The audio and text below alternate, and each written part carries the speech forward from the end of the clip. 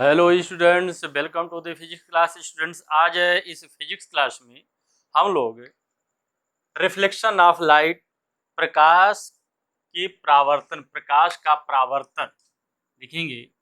हम लोग पढ़ेंगे प्रकाश का परावर्तन, प्रकाश का परावर्तन, प्रकाश का परावर्तन।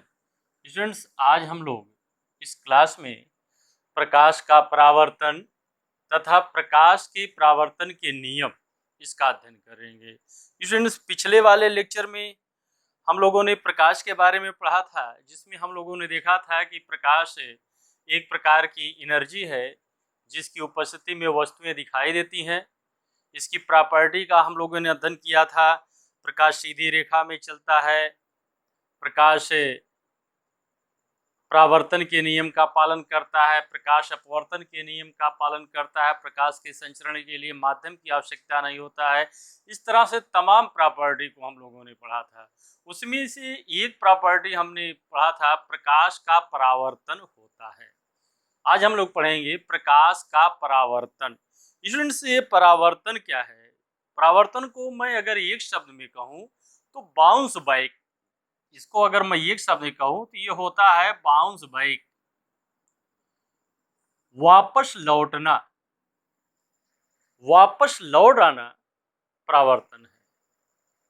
यानी किसी वस्तु से टकराकर वापस लौट आना। जैसे सपोज कीजिए कि एक बाल मैं ले लूं, इस बाल को अगर दीवार पर फेंकूं तो ये वहां से वापस लौट आती है।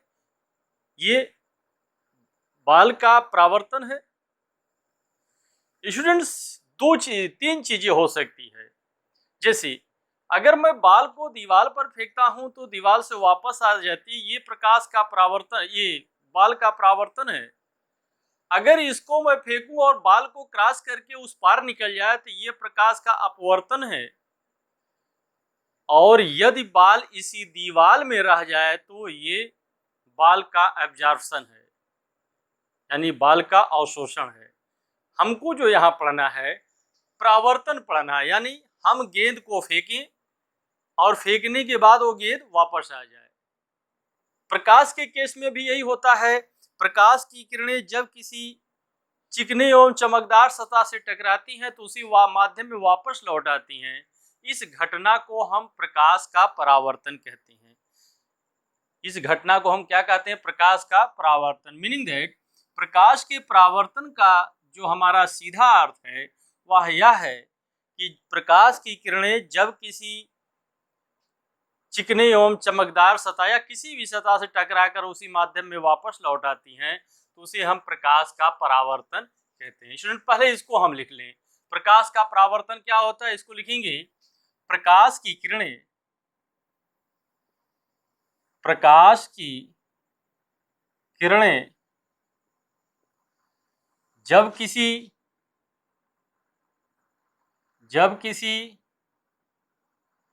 चिकने एवं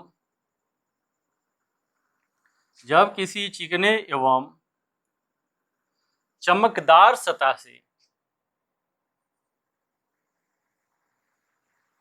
चिकने एवं चमकदार सतह से या पृष्ठ से टकराकर उसी माध्यम में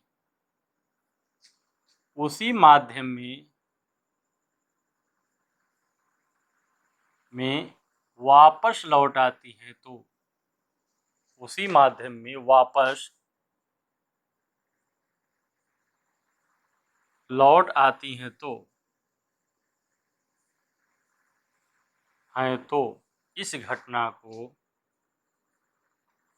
इस घटना को प्रकाश का परावर्तन कहते हैं।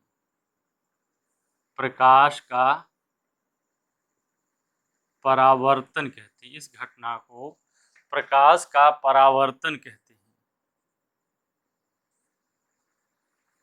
स्टूडेंट्स, जैसे मान लीजिए कि हमारे पास एक चिकनी एवं चमकदार सतह, इसके लिए हम एक पहले समतल दर्पण ले लें। एक समतल दर्पण है,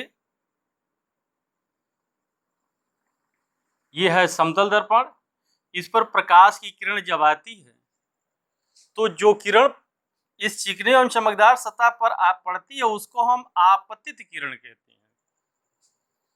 इसको हम आपतित किरण कहते हैं। सपोज कीजिए कि ये किरण है ये यन, जो बिंदु पर मिल रही है, जिस बिंदु पर आपतित होती है उसको हम आपतन बिंदु कहते हैं।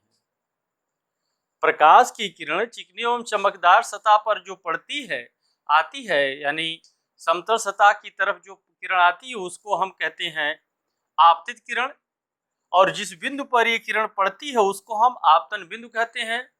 आपतन बिंदु पर एक अगर हम लंब डालें तो इसको हम अभिलंब कहते हैं। आपतन बिंदु पर डाला गया लंब जो है, ये हम दिखा रहे हैं यम एन, इसको हम अभिलंब कहते हैं। और प्रकाश की किरण जो यहाँ से टकरा करके वापस जाती है उसको हम कहते हैं परावर्तित किरण। यानी सपोज कीजिए यन बी जो है ये आपकी ये है परावर्तित किरण। स्टूडेंट इसको हम लिख सकते हैं, ये एन क्या है, आपतित किरण। यह है आपकी आपतित किरण। और जो वापस जाती है इसको कहते हैं परावर्तित किरण। परावर्तित किरण। और जिस बिंदु पर ये पड़ती है इसको हम बोलते हैं आपतन बिंदु। आपतन बिंदु बोलते हैं। और आपतन बिंदु पर डाला गया लंब जो है अभिलंब होता है, इसको बोलेंगे अभिलंब यानी नॉर्मल। यह है incident raise, normal, reflected raise and angle point of incidence. आपतित किरण तथा अभिलंब के बीच का जो कोण बनता है उसको हम आपतन कोण कहते हैं, इसको वाई से लिखते हैं। आपतित किरण तथा अभिलंब के बीच जो कोण बनता है उसको आपतन कोण कहते हैं, इसको वाई से लिखते हैं। अभिलंब तथा परावर्तित किरण के बीच जो कोण बनता है उसको परावर्तन कोण कहते हैं, जिसको आर से लिखते हैं।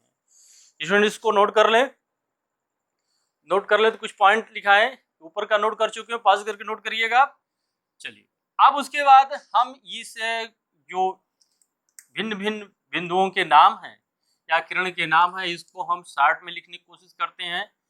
जैसे आपतित किरण। आपतित किरण क्या है, आपतित किरण जिसको बोलेंगे इंसिडेंट रेज। इंसिडेंट रेज क्या होती है, ये क्या है, चमकदार सतह पर या परावर्तक पृष्ठ पर, ये परावर्तक पृष्ठ है जो चिकना एवं चमकदार सतह है उसको हम परावर्तक पृष्ठ कहते हैं। लिखेंगे परावर्तक पृष्ठ पर पड़ने वाली, पृष्ठ पर आने वाली किरण को या पड़ने वाली किरण को, परावर्तक पृष्ठ पर आने वाली किरण को आपतित किरण कहेंगे। आपतित किरण बोलेंगे, आपतित किरण कहते हैं। परावर्तक पृष्ठ पर आने वाली किरण को आपतित किरण कहते हैं। दूसरा पॉइंट इसमें होगा क्या, आपतन बिंदु। आपतन बिंदु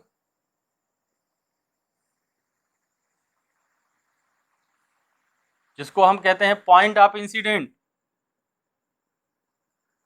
पॉइंट ऑफ इंसिडेंट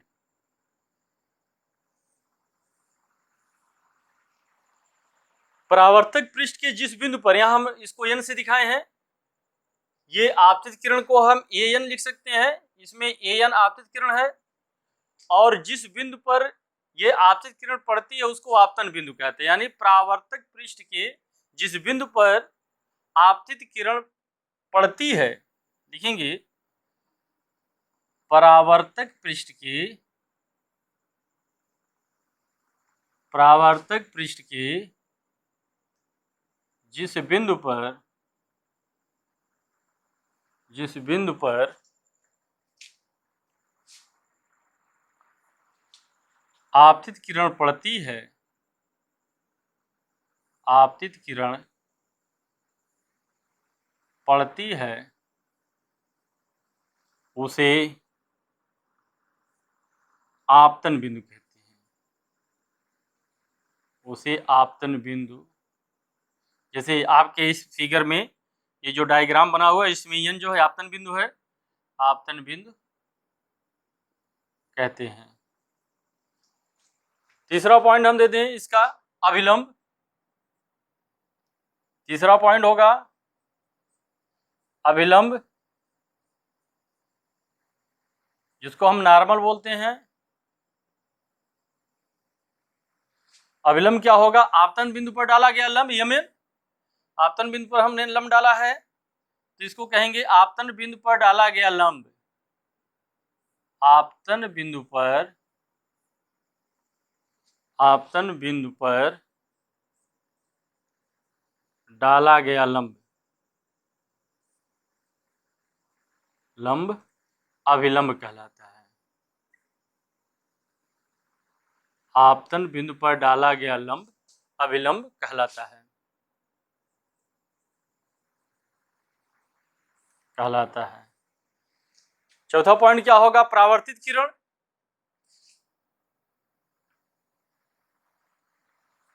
चौथा पॉइंट होगा परावर्तित किरण।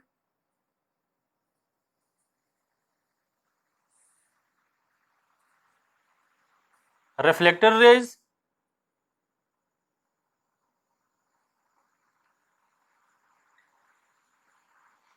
परावर्तित किरण क्या होगी? परावर्तक पृष्ठ से टकराने के पश्चात जो किरण वापस लौटती है उसे हम परावर्तित किरण कहते हैं। ये किरण जैसे यहाँ से आई एन, ये टकराई इससे आपतित किरण, ये जो वापस लौट रही है उसको हम परावर्तित किरण कहेंगे। इसको लिखेंगे, परावर्तक पृष्ठ से टकराने के पश्चात, परावर्तक पृष्ठ से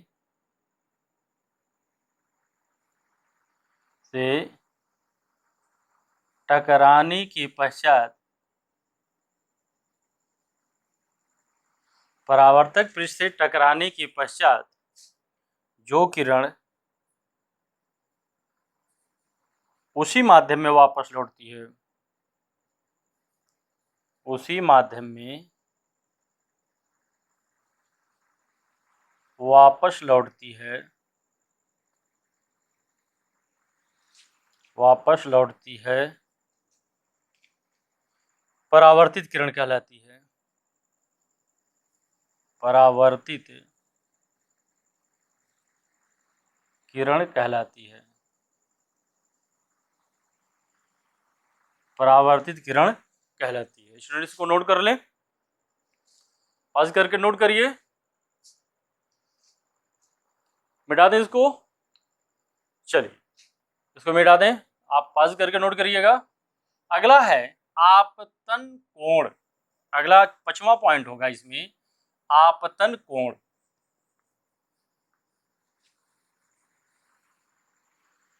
अगला पॉइंट होगा आपतन कोण।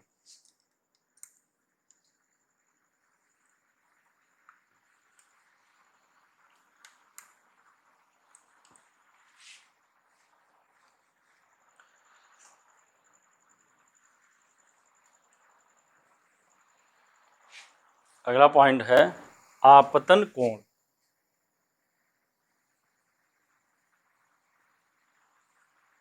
आपतन कोण, इसको बोलते हैं एंगल ऑफ इंसिडेंट।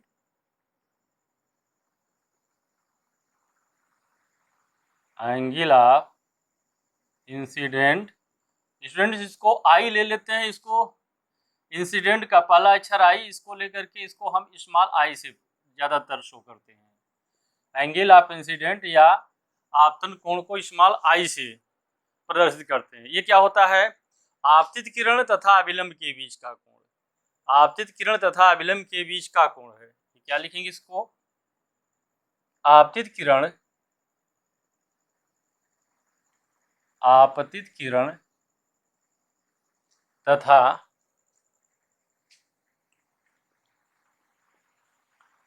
अभिलंब के बीच का कोण, तथा अभिलंब के बीच का कोण आपतित किरण तथा अभिलंब के बीच का कोण आपतन कोण कहलाता है। आपतन कोण कहलाता है।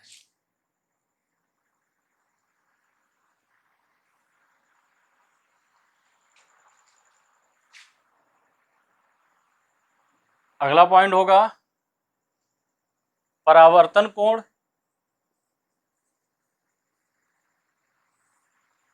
परावर्तन कोण एंगल ऑफ रिफ्लेक्टेंस,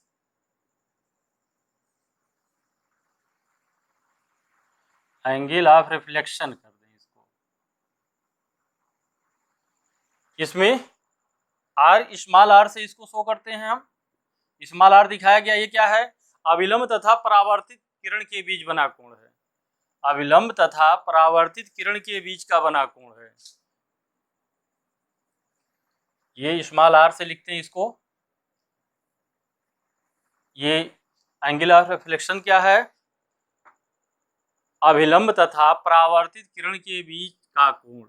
लिखेंगे इसको, लिख लेंगे अभिलंब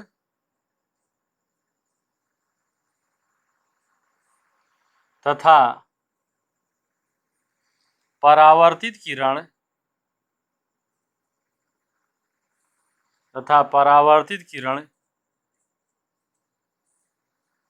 के बीच का बना कोण,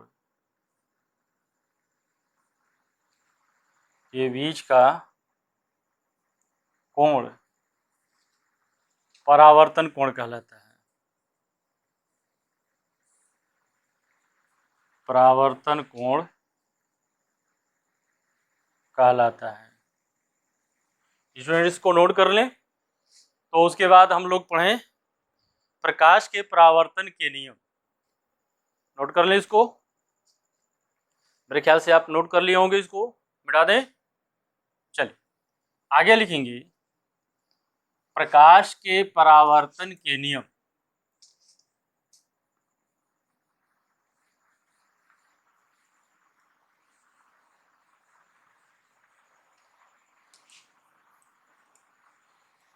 प्रकाश के परावर्तन के नियम।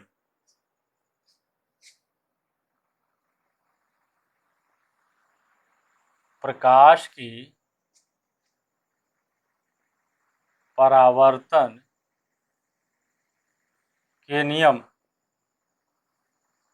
Laws of reflection of light, laws of reflection of light. प्रकाश के परावर्तन के नियम। स्टूडेंट्स अभी आपने प्रकाश का परावर्तन का डायग्राम बनाया था, एक बार फिर मैं बना रहा हूं। ये परावर्तक पृष्ठ जैसे समतल दर्पण ले लें इसको। ये प्रकाश की किरण यहाँ पर आती है और इस पर आपतन बिंदु ये हमने बनाया था। ये है आपतन बिंदु। इस पर अगर एक हम लंब डाल दें तो ये होगा अभिलंब, यम इंटू यम एन होगा। और यहाँ से किरण जो वापस जाती है इसको हम परावर्तित किरण कहते हैं। इस एंगल को हमने बनाया था आई, इस एंगल को बनाया था आर।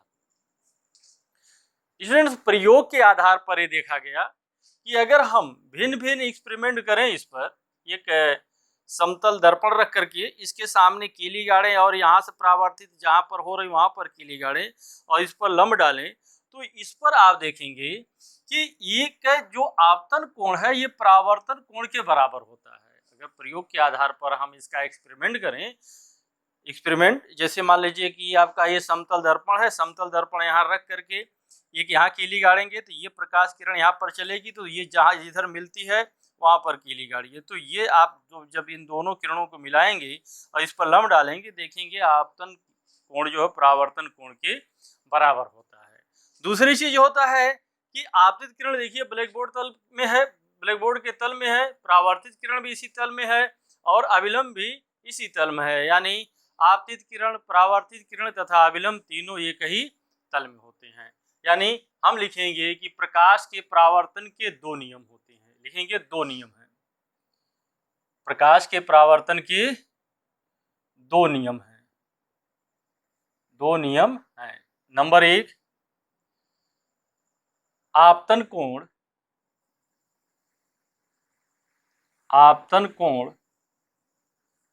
परावर्तन कोण के बराबर होता है, आपतन कोण परावर्तन कोण के बराबर होता है, आपतन कोण परावर्तन कोण के बराबर होता है, अर्थात कोण आई बराबर होता है कोण आर, कोण आई बराबर होता है कोण आर। दूसरा, आपतित किरण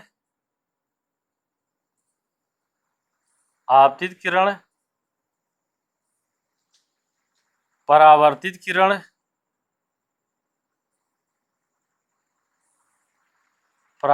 किरण तथा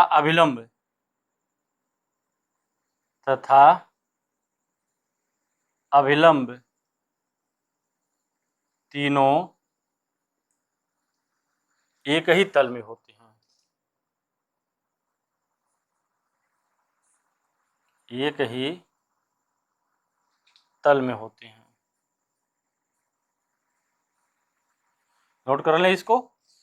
कभी कभी ये पूछा जाता है आपसे, एक ही तल में होते हैं कि एक ही शीट में होंगे, तो आपका उत्तर होगा एक शीट में नहीं होते हैं बल्कि एक ही तल में होते हैं। इसको नोट कर ले स्टूडेंट्स।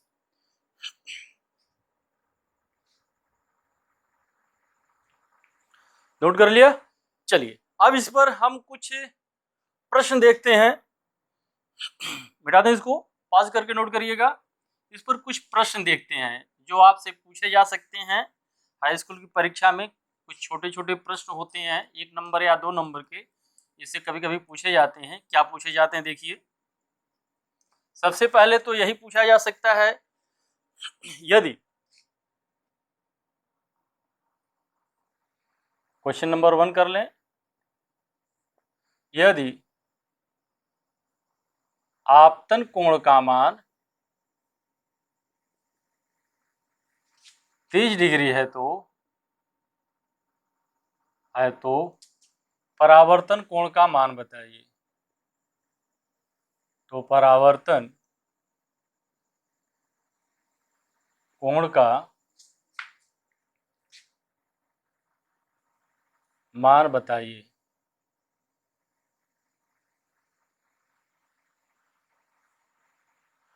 यदि आपतन कोण का मान 30 डिग्री है तो परावर्तन कोण का मान बताइए। स्टूडेंट अभी हम आप पढ़े हैं कि परावर्तन के नियम से आपतन कोण परावर्तन कोण के मान के बराबर होता है।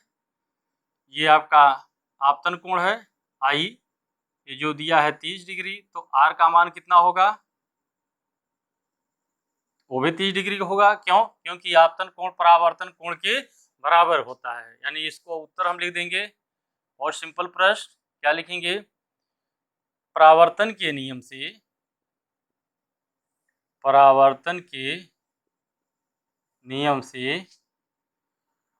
कोण आई बराबर होता है कोण आर, इसलिए परावर्तन कोण बराबर क्या हो जाएगा, कोण आपतन कोण बराबर परावर्तन कोण होता है, इसलिए परावर्तन कोण बराबर हो जाएगा 30 डिग्री। परावर्तन कोण बराबर हो जाएगा 30 डिग्री। नोट कर लें इसको। दूसरा प्रश्न आपसे पूछा जा सकता है क्या, यदि आपतित किरण सपोज करिए कि इस तरह से दे दिया जाए, इस तरह से दे दिया जाए, ये आपका एंगल ऑफ आई है और ये एंगल ऑफ आर है, ये कोण दे दिया जाए आपका 30 डिग्री। यानी आपतित किरण तथा परावर्तक तल के बीच का कोण। नोट कर ले पहले इसको, ये प्रश्न लिखा दें हम इसको, नोट कर लें, मिटा दें इसको। चलिए अगला प्रश्न इस तरह से पूछा जा सकता है।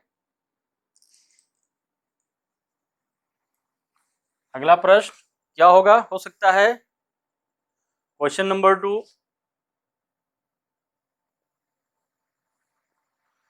क्या हो सकता है, यदि आपतित किरण तथा परावर्तक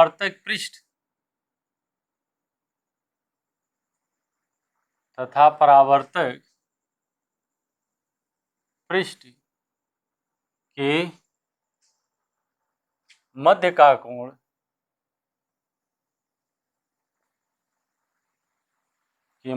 कोण 30 डिग्री हो तो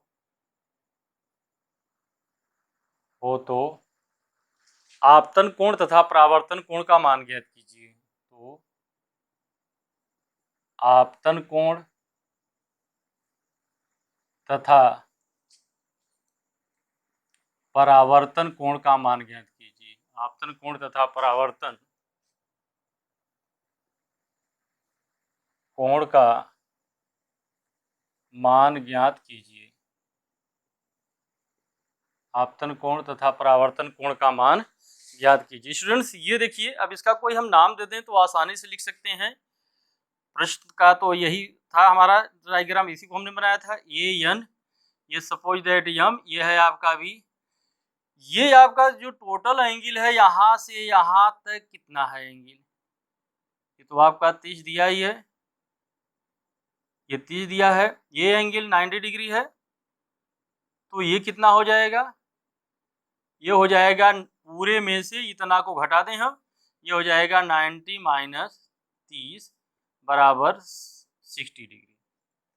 यानी हम इसको अगर चाहें तो लिख सकते हैं, दिया है आंसर लिख सकते हैं इसका क्या, कोण, मान लो कि इसका नाम कोई दे दें हम, ये आपका नॉर्मल था एन, ये मान लो एक्स वाई नाम दे दें। इसको एक बार और साफ हम बना लें।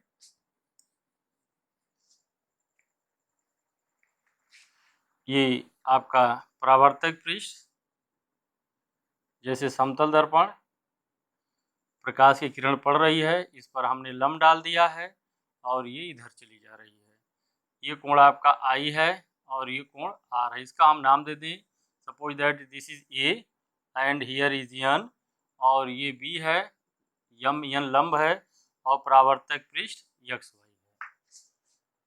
और ये एंगल दिया गया है आपका 30 डिग्री, ये एंगल दिया गया है 30 डिग्री। तो आप कैसे इसको सॉल्व करेंगे, देखिए, चूंकि angle M N X 90 degree लंब आपने डाला है, angle M N X is equal to 90 degree, M N X जो है 90 डिग्री है। फिर क्या है, हमको ये कैसे मिलेगा, ए एन एम कैसे मिलेगा, इसलिए एंगल ए एन एम, ये कैसे मिलेगा, ये पूरे में से इतना को निकाल दें हम, पूरा जो है ये यहाँ से लेकर यहाँ तक है, उसमें से इतना निकाल देंगे तो ये मिल जाएगा हमको। मीनिंग दैट हम ये कह सकते हैं कि ये मिलेगा हमारा M N X angle M N X minus angle A N X, angle A N X, ये हो गया आपका। इसलिए एंगल ए एन एम बराबर हो गया 90 माइनस ए एन एक्स दिया हुआ है, ए एन एक्स दिया है 30 डिग्री, तो एंगल ए एन एम बराबर हो जाएगा 60 डिग्री। ए एन एम क्या है, आपतन कोण यही है, आई बराबर होगा एंगल आई बराबर होगा 60 डिग्री। पुनः परावर्तन के नियम से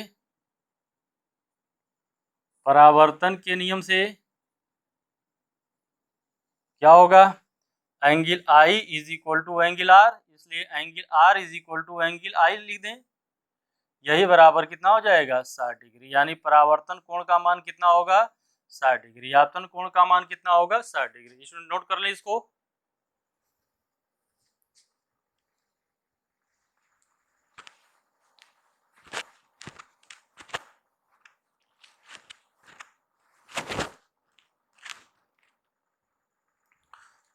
नोट कर लिया। चलिए अगला क्वेश्चन देखते हैं, question number 3।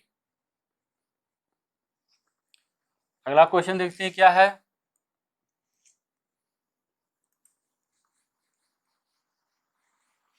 Question number 3। Question number 3, निम्न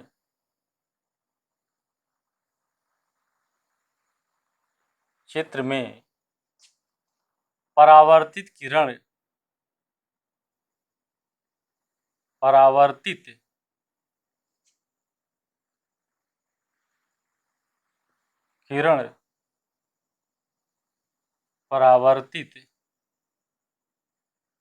किरण को दर्शाइए।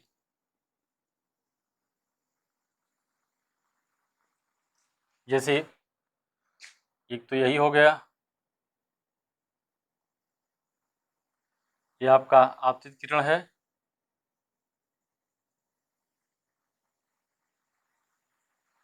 और दूसरा मान लीजिए कि ऐसे हम बना दें, ये हो गया।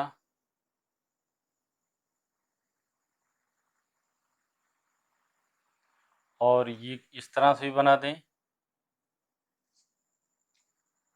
ये आपका दर्पण है, अवतल दर्पण। इसके बाद वाले केस में आप पढ़ेंगे इसको। यह है आपका 1 2 3। इन तीनों चित्रों में आपको ये दिखाना है कि परावर्तित किरण की दिशा क्या होगी, या परावर्तित किरण बनाएंगे। स्टूडेंट्स, अभी आपने प्रकाश के परावर्तन का नियम पढ़ा था, और आपको याद भी होना चाहिए कि जस्ट इसी लेक्चर में आप पढ़े हैं इसके पहले कि आपतित किरण आपतन कोण परावर्तन कोण के बराबर होता है। आपतन कोण और परावर्तन कोण, आपतन कोण इसमें निकाल लें। इसी इसका आंसर अगर आप बनाना चाहेंगे तो क्या होगा, ये आपका होगा, ये हो गया आपका, ये आपकी किरण आ रही है, इस तरह से आ रही है, हम इस पर लंब डाल देंगे। ये आपका जो है हो जाएगा, ये अभिलंब है। सपोज करें कि ये बिंदु n है, इस पर लंब डालना हमने mn। इस एंगल को नापेंगे आप। इस एंगल को नापने के लिए कोई एंगल के बराबर एंगल बनाने का नियम क्या है, देखिए।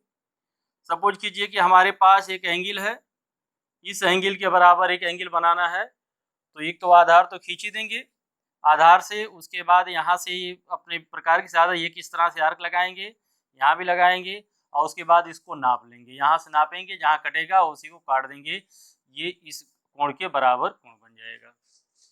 वैसे यहाँ भी आप देख रहे हैं कि आपतन कोण के बराबर परावर्तन कोण हमको बनाना पड़ेगा। तो आप जानते हैं इस एंगल के बराबर आई के बराबर जो है आर बनाती हुई एक रेखा खींचेंगे, यही परावर्तित किरण होगी। इसका मान जो होगा, जो इसका मान होगा, अगर ये थीटा है तो ये भी थीटा होगी। इसी तरह से यहाँ दूसरे फिगर में भी है, इस तरह से देखिए, ये दिया है आपका, इस तरह से दिया है। इस बिंदु पर हम लंब डाल दें। सपोज कीजिए कि ये लंब इस तरह से पड़ रहा है, ये लंब इस तरह पड़ रहा है, ये किरण इस पर जो जा रही है। अब इसी कोण के बराबर अगर ये थीटा है तो थीटा कोण बनाती हुई ये रेखा परावर्तित खींचेंगे, ये परावर्तित किरण को शो करेगा, ये भी आपका थीटा होगा। यहाँ पर है अवतल दर्पण बनाया हुआ है। अवतल दर्पण ये कर्व होता है, जानते ही हैं आप इसको, या अगले वाले लेक्चर में आप पढ़ेंगे इसको। ये प्रकाश की किरण ये कैसे लेकर चल रहा है, प्रकाश की किरण इस तरह से लेकर चला है, ये कुछ इस तरह से है। स्टूडेंट, इसमें क्या करेंगे हम, प्रकाश की किरण अगर इस तरह से जा रही है तो इस पर हम लंब डालेंगे। क्या डालेंगे, लंब डालेंगे। लंब डालने के लिए क्या करेंगे हम, इसकी कोई वक्रता केंद्र होगा, ये देखिए एक गोले का पार्ट ही दिख रहा है, इसका कोई केंद्र यहाँ होगा। किसी गोले में अगर यहाँ से मिलाती हुई कोई रेखा खींचती इस पर लंब होती, यानी इस पर लंब डालने का एक अच्छा तरीका हमारा क्या होगा कि यहाँ से इस बिंदु को मिलाती हुई एक रेखा खींच दें, यहाँ से इस बिंदु को मिलाती हुई एक रेखा खींच दें, ये इस पर लंब होगा। इसी को मिलाती हुई एक रेखा खींच दें, अगर ये सी है तो ये आपका इसका सेंटर है, इस गोले का सेंटर है, ये इसी होगा। इस एंगल के बराबर ये अगर थीटा इसी के बराबर कोण बनाते हुए एक परावर्तित किरण खींच देंगे, ये हो जाएगा, ये भी आपका थीटा, ये परावर्तित किरण होगी। ये आपका लम्ब हमने मान लिया कि डाला है CN है। इस तरह से जो है आप इसको नोट कर ली। ये नियम इसमें सिर्फ ये देखना है कि आपतन कोण परावर्तन कोण के बराबर है, और आपतन कोण क्या है, आपतित किरण तथा अभिलंब के बीच, और परावर्तन कोण क्या है, अभिलंब तथा परावर्तित किरण के बीच का कोण है। इसको नोट कर लें, नोट कर ले, पास करके नोट करिएगा। ये क्वेश्चन और देखते हैं इस पर, मिटा दें इसको, पास कर नोट करिएगा, पास करके आप लोग ये क्वेश्चन और देखते हैं। ये क्वेश्चन और देखते हैं, क्वेश्चन नंबर 4। ये क्वेश्चन नंबर 4, यदि आपतन कोण 0 हो तो परावर्तन कोण का मान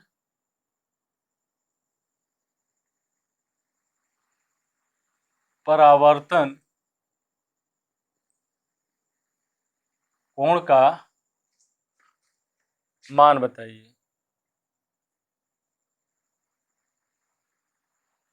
तथा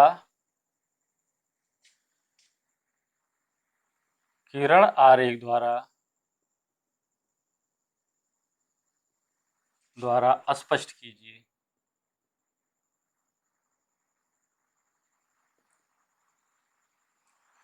यदि आपतन कोण का मान 0 हो तो परावर्तन कोण का मान बताइए तथा किरण आरेख द्वारा स्पष्ट कीजिए। स्टूडेंट्स, ये बहुत इंपॉर्टेंट क्वेश्चन हो सकता है और इसका उपयोग हम आगे वाले लेक्चर में करेंगे।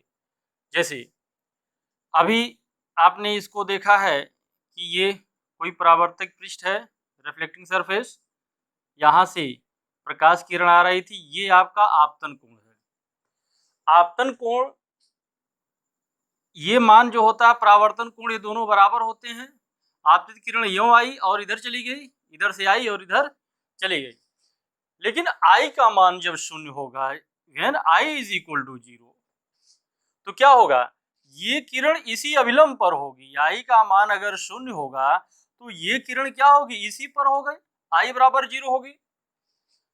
जब I बराबर 0 होगा तो R का मान क्या होगा, 0 होगा। क्यों? क्योंकि आपतन कोण परावर्तन कोण के बराबर होगा, मीनिंग दैट ये किरण इसी दिशा में वापस लौट जाएगी। जिस दिशा से आई थी उसी दिशा में के विपरीत दिशा में उसी पथ को अपना करके वापस चली जाएगी। अर्थात जब प्रकाश की किरण किसी परावर्तक पृष्ठ पर लंबवत पड़ती है, तो जब प्रकाश की किरण किसी पृष्ठ पर लंबवत पड़ती है तो वह उसी दिशा में वापस लौट जाती, यानी उसमें परावर्तन जो होता है तो उसी दिशा में होता है, यानी अविलंब पर ही वापस लौट जाती है। आगे लिखेंगे, इसमें क्या लिखेंगे, आंसर लिख लेंगे इसका। चूंकि angle I is equal to angle R होता है, परावर्तन के नियम से आपतन कोण परावर्तन कोण के बराबर होता है, इसलिए क्या हो जाएगा, angle I is equal to 0, तो angle R is equal to 0। अतः किरण उसी दिशा में वापस, अतः किरण विपरीत दिशा में या उसी दिशा का मतलब है जिधर से आई थी उसी दिशा में वापस लौट जाएगी, उसी दिशा में वापस लौट जाएगी। स्टूडेंट्स, ये प्रश्न इसमें ये भी बन सकता है, यदि I बराबर 90, इसको नोट कर ले, यदि इसी में I बराबर 90 डिग्री होता, यदि I बराबर 90 डिग्री होता तो R बराबर भी 90 डिग्री होता। I बराबर 90 डिग्री का मतलब है कि किरण इस पृष्ठ की दिशा में इस तरह से प्रवेश करती, किरण इस दिशा में अगर प्रवेश करती तो ये आपका 90 डिग्री हो गया, तो इस दिशा में ये भी 90 डिग्री होगा, यानी इस दिशा में चली जाएगी। यहाँ पर जो है अगर पृष्ठ के समानांतर चल रही है कोई किरण तो वो परावर्तित नहीं होती, बल्कि वो उसी दिशा में निकल जाती है, वो सीधे उसी दिशा में चली जाती है। इन्होंने इसको नोट कर लें। आज के लेक्चर में बस इतना ही। आप अपनी पुस्तक से इस तरह के प्रश्न को आप हल करते रहिए। जो प्रश्न को आप हल करेंगे तो प्रश्नों के बारे में, इस कॉन्सेप्ट के बारे में समझने में आपको मदद होगी। आप लोग अध्ययन करते रहिए। Best of luck.